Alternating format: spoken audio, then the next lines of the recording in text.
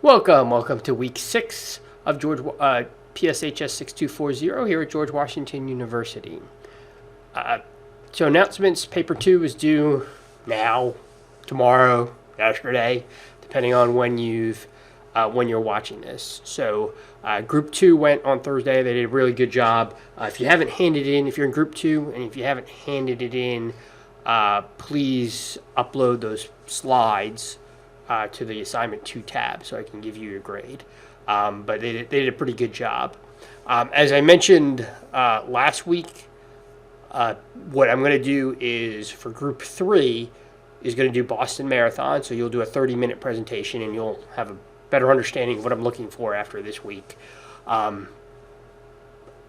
what I'll do is I'll add an hour onto the end and we'll do the Capitol Hill terrain walk, and we'll just do Google Street View, and we'll talk about the intelligence failures and the actual operational failures on the ground that I think led to the Capitol Hill riot.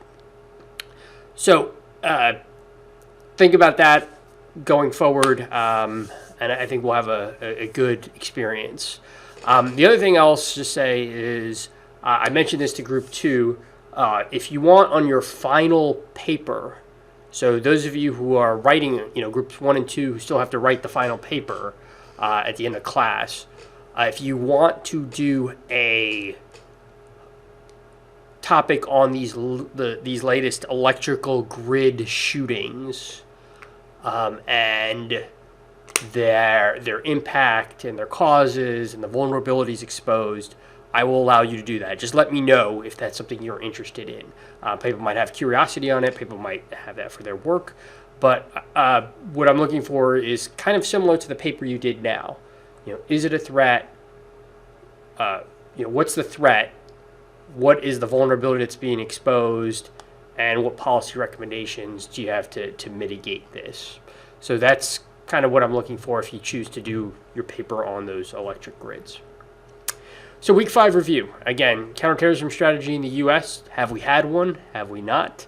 And then the EU counterterrorism strategy. And I talked about that in the lectures on the problems with the European Union, particularly when you're countering the ISIS threat, the problems that are still there for the right-wing threat, and that's prevalent in Europe, and why Europe seems to have various issues countering terrorism. Everything from the Schengen zone in the European Union, which allows free travel among multiple jurisdictions, to kind of a hands-off regarding privacy, or their goal to allow for privacy. So they're not willing to share data and passenger records, as you saw in that documentary. So you can see the problems and the pitfalls regarding Europe's counterterrorism strategy. And then we talked about Israel and the comparisons between the United States and Israel. So week 6 preview. Lots of documentaries. So you're going to read about the case studies. The first half is going to be about 9/11 and the intelligence failures related to 9/11. And then the second part will be intelligence failures in the more contemporary case studies. So you'll read the 9/11 report, just one chapter in it.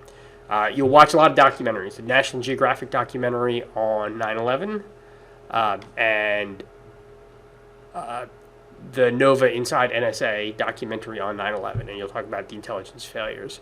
And then for part 2, you'll read the BBC documentary, and you'll watch the BBC documentary on the underwear bomber back in 2009, and then the Fort Hood report on the intelligence failures related to the Fort Hood shooting in 2009.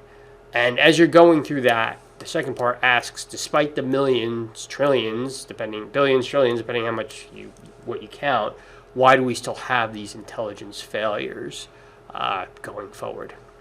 So so lots of documentaries this week. Your paper, I will have that back to you by this time next week. And if there's questions or issues, please let me know.